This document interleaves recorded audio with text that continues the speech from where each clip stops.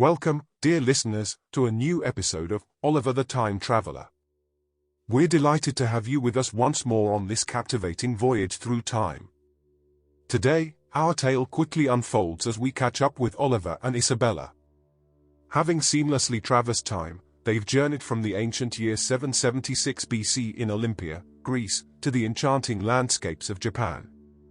Here, they've crossed paths with the next watcher, Lachlan from Scotland, and find refuge in his mesmerizing garden. Your presence on this expedition is immensely valued, and we can't wait to unravel the mysteries that await us as we explore the dimensions of time and space together. So, buckle up for today's adventure that promises wonder and revelation. As Lachlan settles into a seat, he points at the Greek sandwiches that Oliver has brought with him and says with a friendly grin, "I'm sure I'd like to try one of those 2,757-year-old sandwiches," and they all start laughing again. With a sandwich in hand and a sip of his drink, Lachlan turns his attention to Oliver and Isabella. He points at the peculiar watch resting on the table and says, "That strange thing brought me here, and I would appreciate an explanation." Lachlan leans back, a twinkle of curiosity in his eyes, and continues, "I have a serious amount of questions, but I must admit, to keep a long story short, I'm quite content here in Japan in my garden." Oliver, after taking a thoughtful sip from his cup, looks at Lachlan and says, "This is no ordinary watch, my friend. With this, you can travel through time, and you must have had it in your hands or around your wrist when you were transported through time to this very place in Japan." Lachlan, visibly taken aback, starts to recount his astonishing experience. He explains, "I was working at the distillery in Audiobook, you see.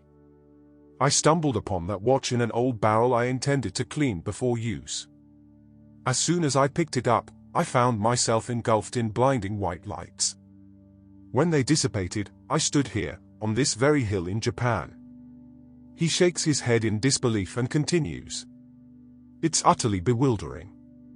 I came from the year 1802, and suddenly I found myself on a hill in Japan, and now 7 years have gone by, and now we are in the year 1982.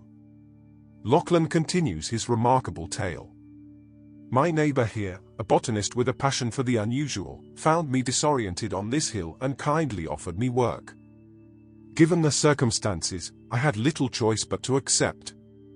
It was only a few days into my new life here when, to my astonishment, my wife appeared on this very hill." He leans forward, his eyes alight with wonder and disbelief, as he adds, "She had the same watch around her wrist. You see, my sudden disappearance had caused quite a stir back in Scotland, and a massive search had been launched. During the search, my wife stumbled upon the watch in the distillery. Thinking it was a lovely bracelet, and she decided to wear it." He chuckles softly and continues, "But when she polished it, she found herself suddenly transported from the year 1802 to the year of 1975. It's a tale that defies explanation and stretches the boundaries of belief, but yet here we are, surrounded by the mysteries of time." Oliver and Isabella share bewildered looks, their expressions mirroring their astonishment at Lachlan's extraordinary account. With a curiosity that's impossible to contain, Isabella breaks the silence, asking, "Is your wife from Scotland really here as well?" Lachlan nods with a warm smile and confirms, "Indeed, my lovely wife is here with me. She's quite happy in these modern times, thoroughly enjoying the unique experiences we've found here in Japan."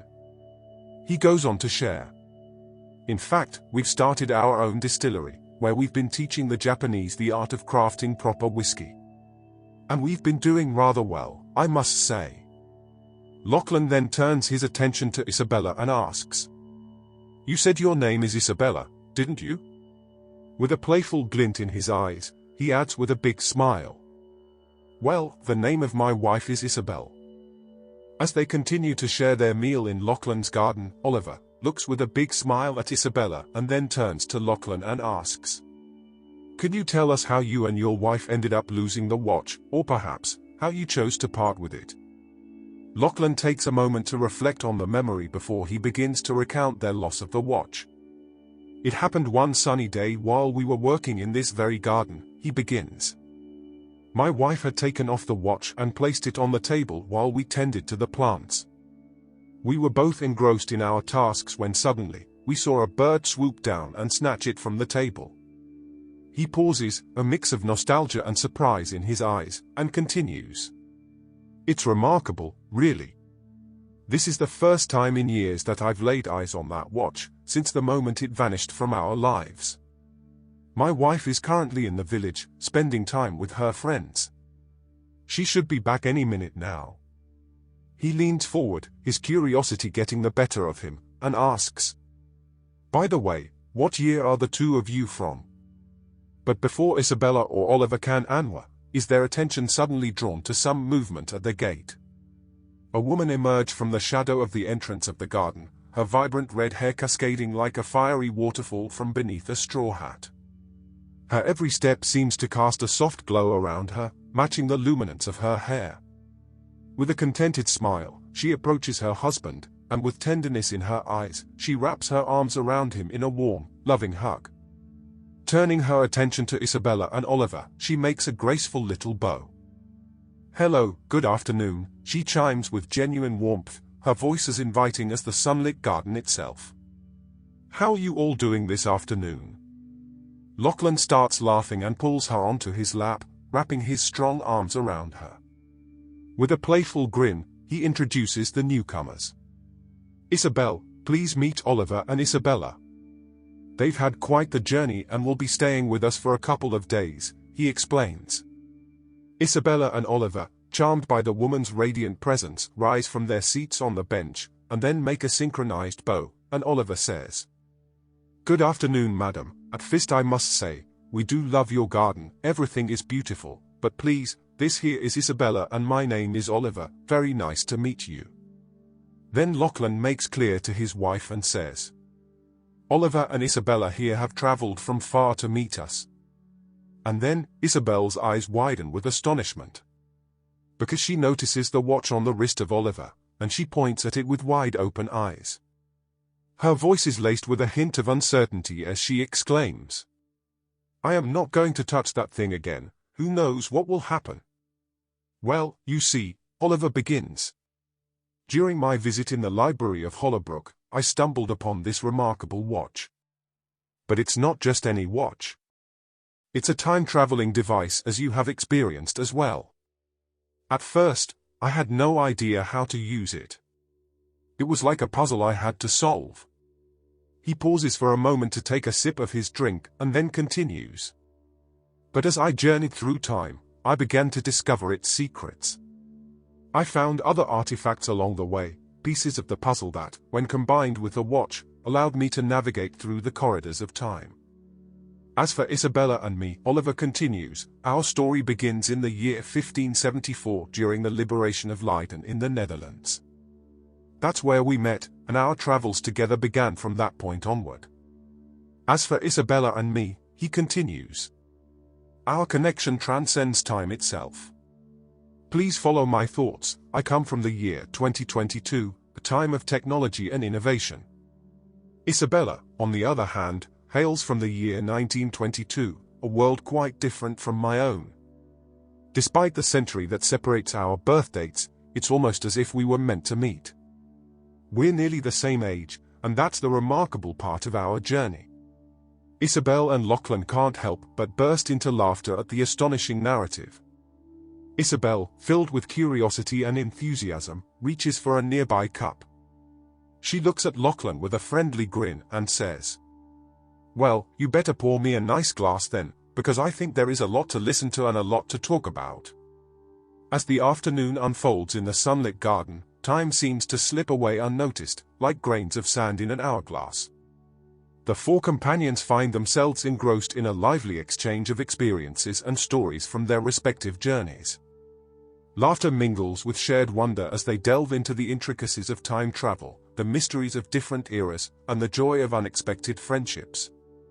The hours pass by in a delightful blur, the garden serving as the perfect backdrop to their animated conversations. The gentle caress of the sun's rays bathes them in a warm, golden light that seems to make the moments even more magical. As the day gracefully turns into evening, the sun descends on the horizon, casting the sky in a brilliant array of fiery oranges and soft purples. They all pause to witness the breathtaking sundown, a spectacle that leaves them in awe. The sky, as if ablaze with a painter's brushstroke, paints a vivid and unforgettable scene that will forever remain etched in their memories.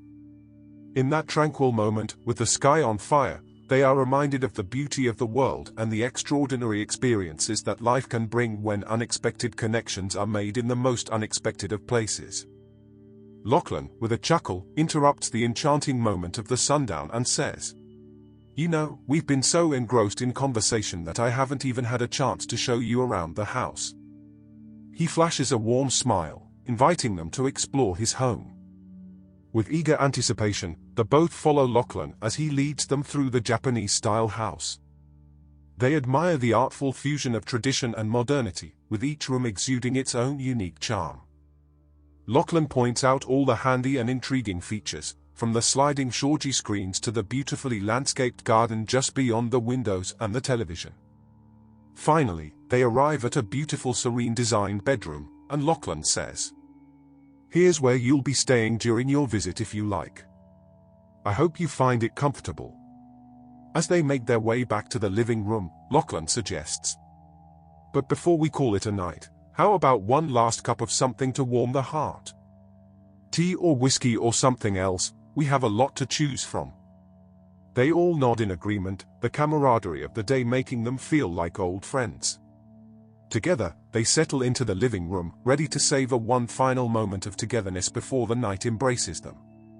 As they settle down in the cozy living room, bathed in the warm glow of the interior lighting, Isabel, curious, turns to Isabella and Oliver and asks, "And, do you like the house?" Isabella responds, "Oh, absolutely, we adore it," she responds. "It's a place filled with cherished memories and a touch of magic." Isabella continues, her eyes dancing with enthusiasm. "It's absolutely lovely. I can't wait for tomorrow to see more of where we are and especially the garden." Then Oliver says, "Actually, I want to show you something. Are you ready, Isobel and Lachlan, to see something absolutely astonishing?" His words hang in the air. Lachlan smiles at Oliver's intriguing proposal. He remarks, "Well, for normal people, we've certainly seen and experienced a lot today, Oliver. But please, do tell us or show us what you want to share. I have a feeling it's going to be something special." With a sense of anticipation rippling through the room, Oliver reaches into his bag and carefully retrieves the small wooden box. Oliver then pulls the unique, leaf-shaped key from his pocket. As he puts the key in its place, there's a subtle click, and the box opens. It's a moment filled with suspense, and Isobel and Lachlan watch in amazement. Suddenly, the living room is transformed. And the 8 celestial maps seem to materialize out of thin air, each one hovering gracefully through the room. The maps pulse with the secrets of the cosmos, and cover the room with the soft twinkling of the stars and the planets floating around them. Isobel and Lachlan exchange awestruck glances, their eyes locked on the marvel that surrounds them. It's a sight beyond their wildest imaginations. Isobel's smile grows wider as she gazes at the breathtaking beauty of the celestial maps, her eyes tracing the patterns of stars and constellations. Her heart is filled with wonder as she turns to Oliver and back to the maps. With a gentle tone she asks, "Oliver, this is truly very special. I never expected this, but what am I actually looking at? These maps, they seem so otherworldly." Her eyes remain fixed on the floating celestial wonders. Lachlan, usually a man of few words, can't help but break into a joyful smile. He turns to Oliver and says, "This is truly astonishing, Oliver. I've seen many things in my life, but nothing quite like this. But," and then he pauses, and says then with a soft voice, "I have heard about this in a tale, but I can't remember when. But I guess, my dear Isobel and Oliver, correct me if I am wrong, but I think we are looking at the 8 celestial maps." Oliver's expression shifts suddenly, as if he's been stung by a bee. He hadn't expected Lachlan to have any knowledge of the celestial maps. His eyes widen and he exchanges a quick, almost uncertain glance with Isabella. He clears his throat, trying to regain his composure, and then addresses Lachlan. "You know about the celestial maps?" His voice holds a mix of surprise and curiosity, his mind racing to understand how Lachlan could be aware of something that he believed to be a closely guarded secret. Lachlan leans back, a thoughtful expression on his face as he recalls the memory. He begins to share with Isobel, Oliver and Isabella. "You see, not too long ago, I was strolling through the village square, and there was this troubadour, a wandering minstrel, you could say. He sang a hauntingly beautiful tale about celestial maps." His voice takes on a nostalgic quality as he continues. "The troubadour spoke of these mystical maps that held the secrets of the heavens, said they were rare and held great power. I must admit, at the time, I thought it was just a whimsical story, a tale spun for the entertainment of the villagers." Lachlan's words hang in the air. It's a moment of serendipity, as if fate has brought them together to unravel the mysteries that the troubadour's song had hinted at so long ago. Dear listeners, for the moment we will leave Isobel, Lachlan, Oliver, and Isabella together in beautiful Japan. Their conversations flow through the night and time is flying by. We will continue in the next episode after everybody had their night's rest. We thank you sincerely for listening to Oliver the Time Traveler, and please feel free to like and subscribe and not miss the next episode. Thank you for listening until the next one.